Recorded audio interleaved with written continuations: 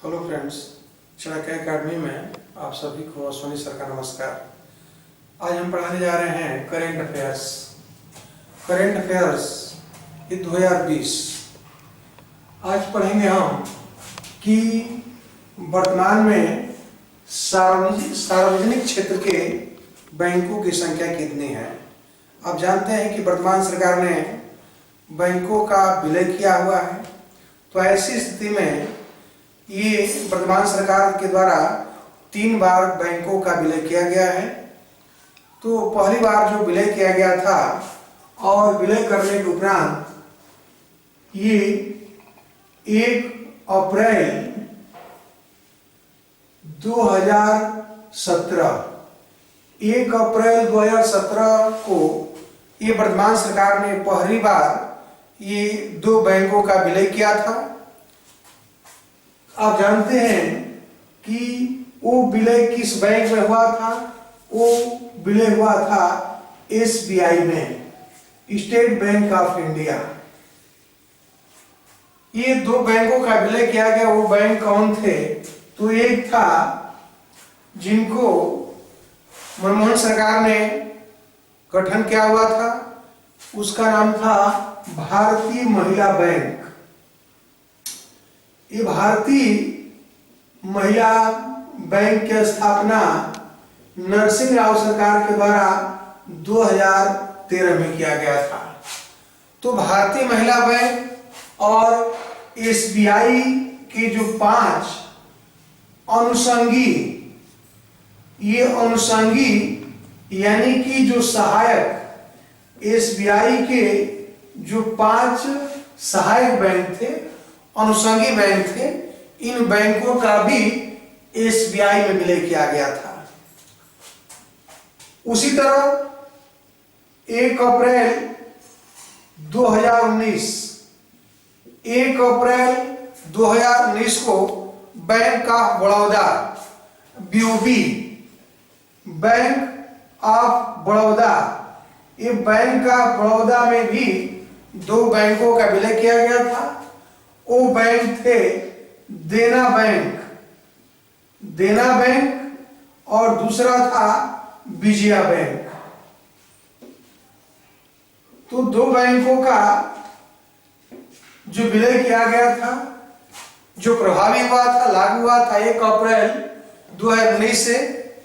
तो bank of Baroda में देना बैंक और विजया बैंक का विलय किया गया। उसी तरह ये 1 अप्रैल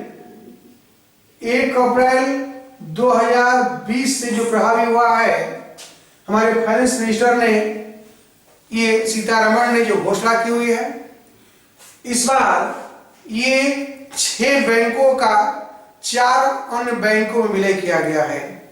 वो बैंक कौन से हैं? तो है PNB, Punjab national bank, Canara bank. वो बैंक जिनमें अन्य बैंकों का विलय किया गया है, union bank of India, union bank of India. उसी तरह एक बैंक है इंडिया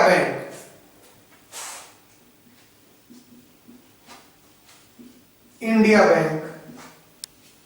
तो देखेंगे कि इन 4 बैंकों में अन्य जो 6 बैंकों का विलय किया गया है, वो कौन सा बैंक है? ये करेंट है, ये तत्काल मैटर, करेंट मैटर है।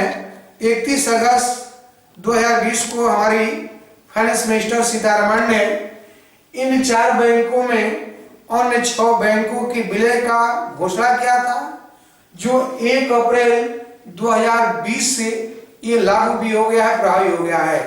तो देखेंगे PNB, पंजाब नेशनल बैंक में किस बैंक का विलय किया गया है? वो है United bank of India. United bank of India, United bank of India, और दूसरा बैंक था oriental bank of India. Oriental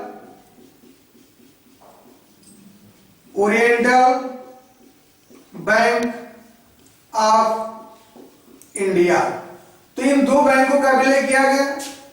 उसी तरह केनरा बैंक में किसका विलय हुआ था? वो था सिंडिकेट बैंक।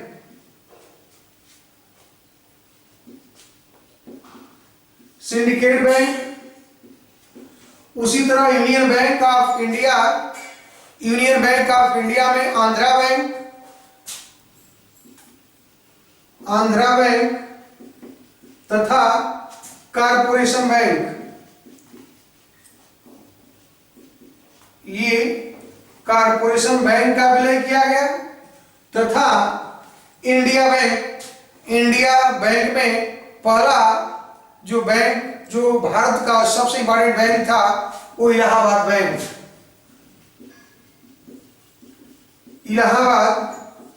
बैंक का विलय किया गया। तो ध्यान रखेंगे कि जो बैंकों का विलय जो अन्य बैंकों में किया गया है उसका ये चार्ट है। 1 अप्रैल 2017 को एसबीआई में भारतीय महिला बैंक तथा एसबीआई के 5 अनुषंगी मीन सहायक बैंकों का विलय किया गया। 1 अप्रैल 2019 को बैंक ऑफ बड़ौदा में देना बैंक और विजया बैंक का विलय किया गया।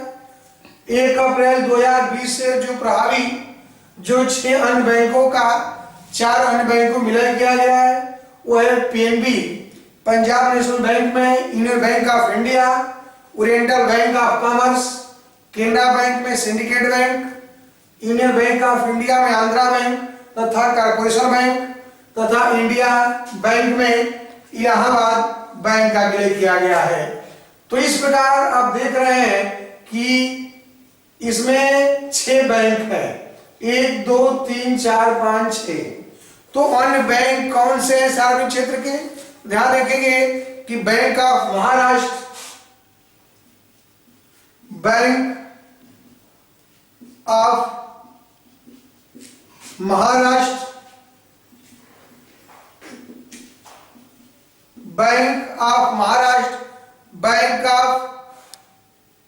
इंडिया,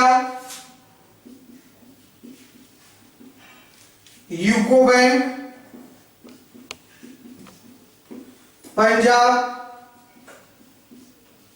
एंड सिंध बैंक तथा एक अन्य बैंक है Indian overseas bank. Indian overseas bank 1 2 3 4 5 6 7 8 9 10 11 और एक है एसबीआई बैंक का। ध्यान रखेंगे स्वयं एक एसबीआई है। तो वर्तमान में जो बैंकों की संख्या है, एक और central bank of India, central bank of India. तो कितने बैंक हैं वर्तमान भारत में सार्वजनिक क्षेत्र के? सरकारी कितने बैंक हैं? तो 1 2 3 4 5 6 7 8 9 10 11 12। तो वर्तमान में जो सरकारी बैंक हैं उन सरकारी बैंकों की संख्या है 12। ये प्रश्न पूछने की संभावना ज्यादा है कि वर्तमान में कितने सार्वजनिक क्षेत्र के बैंक हैं। तो बैंकों की संख्या 12 है जो आप इस क्रम में देख सकते हैं।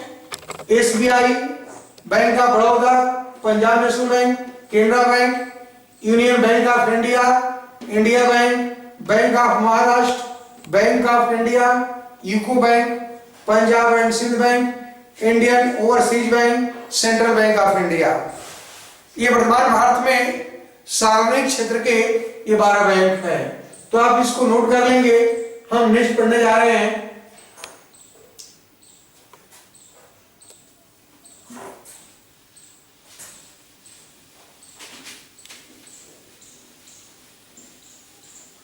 देखिए हम आज पढ़ेंगे ये जन्म दर, मृत्यु दर तथा शिशु मृत्यु दर। यहां से प्रश्न ज्यादा पूछे जाते हैं। तो भारत में जन्म दर कितना है, मृत्यु दर कितना है और शिशु मृत्यु दर कितना है। ध्यान रखेंगे कि ये आंकड़ा प्रति 1000 पर निकाला जाता है। तो जन्म दर जो है ये 20 ये प्रति 1000 है, यानी कि 1000 में 20 की मृत्यु हो जाती है। ये आंकड़ा है, ये 20 प्रति 1000 है, जबकि जन्म दर ज्यादा है और मृत्यु दर कम है। ये मृत्यु दर 6.2 प्रति 1000 है। लेकिन शिशु मृत्यु दर की संख्या अधिक है। शिशु मृत्यु दर ये 32 प्रति 1000 है। ये ध्यान रखेंगे कि जन्म दर, मृत्यु दर और शिशु मृत्यु दर का आंकड़ा ये प्रति 1000 पर निकाला जाता है। तो जन्म दर यानी कि 1000 अगर पैदा होते हैं तो 20 लोग की मृत्यु जन्म लेते। उसी तरह 1000 ये मृत्यु दर 1000 पर 6.2 मृत्यु दर है। मृत्यु दर कम है, कारण ये है कि सरकार के पास अच्छे संसाधन हो गए हैं। ये WHO के द्वारा ईआर में जो अनेक प्रकार की महामारियां या अकाल कारण मृत्यु होती थी उस पर नियंत्रण कर लिया गया है, इसलिए मृत्यु दर की संख्या कम हो गई है। लेकिन शिशु मृत्यु दर की संख्या अभी भी बढ़ी हुई है। तो देखेंगे यहाँ से जो प्रश्न पूछे आते हैं वो पूछा आता है कि किस राज्य में कम है, किस राज्य में अधिक है। हम इसको ये 3 स्तरों पर पढ़ेंगे। एक पढ़ेंगे कि बड़े राज्यों में स्थिति क्या है, छोटे राज्यों में स्थिति क्या है और केंद्र शासित प्रदेशों में स्थिति क्या है। केंद्र शासित प्रदेशों में क्या है, ध्यान रखेंगे कि बड़े राज्यों में जो सर्वाधिक, बड़े राज्यों में ये सर्वाधिक जन्म दर किस राज्य में है, उसी तरह यानी कि कम जन्म दर किस राज्य में है और केंद्र शासित प्रदेशों में सर्वाधिक किस राज्य में है और सबसे कम जन्म दर किस राज्य में है। हम प्रत्येक वैसी आंकड़ा की जरूरत पड़ेंगे कि बड़े राज्यों में सर्वाधिक जन्म दर कहाँ है, छोटे राज्यों में कहाँ है और केंद्र शासित प्रदेशों में कहाँ है। तो ध्यान रखेंगे कि बड़े राज्यों में सर्वाधिक जन्म जो है ये सर्वाधिक जन्म दर कहाँ है, तो बिहार, यूपी, एमपी। बिहार ये सर्वाधिक जो जन्म दर है वह बिहार में है, दूसरा राज्य सर्वाधिक यूपी में है और तीसरा मध्य प्रदेश में है, एमपी में है। उसी तरह कम जन्म दर कहाँ है, जो सर्वाधिक जन्म दर तो इन राज्यों में है लेकिन ये सर्वाधिक कम कहाँ है, तो आप कह सकते हैं वही है जहां लिटरेचर ज्यादा होगा। केरल में है, तमिलनाडु में है, केरल में है, तमिलनाडु में है और दिल्ली में है। ये 2-3 राज्यों को इसलिए आपको दिया जा रहा है कि ऑप्शन में 2-3 राज्य भी पूछे जा सकते हैं, इसलिए आपको 2-3 राज्यों का आंकड़ा दे रहे हैं। तो सर्वाधिक जो बड़े राज्यों में जन्म दर कहाँ है, तो आप कह सकते हैं कि बिहार में है, यूपी में है, एमपी में है। लेकिन सर्वाधिक कम जन्म दर कहाँ है, तो सर्वाधिक कम जन्म दर कहाँ है, ये केरल में है, तमिलनाडु में है। अगर छोटे राज्यों की बात करेंगे कि ये छोटे राज्यों में है ना, लेकिन यहाँ केंद्र शासित प्रदेशों को थोड़ा सा देख लेते हैं। केंद्र शासित प्रदेशों में सर्वाधिक कहाँ है, तो केंद्र शासित प्रदेशों में सर्वाधिक जन्म जो दर है वह दादरा और नागर हवेली में है, जबकि कम अंडमान निकोबार में है। ये दादरा व नागर हवेली में है, जबकि सबसे कम अंडमान व निकोबार में है। ये तो बड़े की बात हुई थी। अब थोड़ा छोटे राज्यों की बात देखते हैं कि सर्वाधिक जन्म दर छोटे राज्यों में, जैसे भी प्रश्न पूछा जाए आप इसको सॉल्व करेंगे, इसीलिए आपको दिया जा रहा है कि छोटे राज्यों में जो सर्वोच्च जन्म दर कहाँ है और सबसे कम कहाँ है। तो छोटे राज्यों में ये सर्वोच्च जन्म दर और सबसे कम जन्म दर। तो छोटे राज्यों में सर्वाधिक जो जन्म दर है वह मेघालय में है, और सबसे कम गोवा राज्य में है। तो ये आंकड़ा को आप बारे पर देख लेंगे कि कह रहा है कि जन्म दर बड़े राज्यों में सर्वाधिक जन्म दर कहाँ है, तो आप कह सकते हैं कि बिहार में सबसे ज्यादा है, इसके बाद यूपी, इसके बाद एमपी। उसी तरह कम कहाँ है, तो केरल में है, तमिलनाडु में है, दिल्ली में है। और ये पूछा जाए कि केंद्र शासित प्रदेशों में सर्वाधिक जन्म दर कहाँ है, दादरा और नागर हवेली में है, और सबसे कम कहाँ है, अंडमान निकोबार में है। उसी तरह अगर छोटे राज्यों के परिप्रेक्ष्य पूछ रहा है तो छोटे राज्यों में सर्वाधिक जन्म दर मेघालय में है और सबसे कम गोवा में है। उसी तरह हम देखेंगे अब थोड़ा सा मृत्यु दर। तो उसी तरह बड़े राज्यों में सर्वाधिक कहाँ है और सबसे कम कहाँ है। उसी तरह केंद्र शासित प्रदेशों का उल्लेख करेंगे। केंद्र शासित प्रदेशों में सर्वाधिक कहाँ है और सबसे कम कहाँ है। उसी तरह हम पढ़ेंगे छोटे राज्यों में सर्वाधिक कहाँ है और सबसे कम कहाँ है। तो ध्यान रखिए, मृत्यु दर की बात कर रहे हैं तो मृत्यु दर का जो औसत है 6 है प्रति 1000 है, लेकिन सर्वाधिक जो बड़े राज्य हैं वो है छत्तीसगढ़। ये छत्तीसगढ़ में है। इसके बाद उड़ीसा, ये सर्वाधिक मृत्यु दर जो है बड़े राज्यों में छत्तीसगढ़ में है, उड़ीसा में है, और तीसरा राज्य केरल में है। उसी तरह अगर बात करते हैं कि सबसे कम मृत्यु दर किस राज्य में है, कह सके दिल्ली में है, जम्मू कश्मीर में है, जम्मू कश्मीर में है और झारखंड में है। लेकिन अगर किन शासित प्रदेशों के परिप्रेक्ष्य पूछा जाए कि सर्वाधिक मृत्यु दर किस केंद्र शासित प्रदेश में है सर्वाधिक और सबसे कम कहाँ है, तो सर्वाधिक पुदुचेरी में है, पुदुचेरी में है, और सबसे कम आपके दादर व नागर हवेली में है।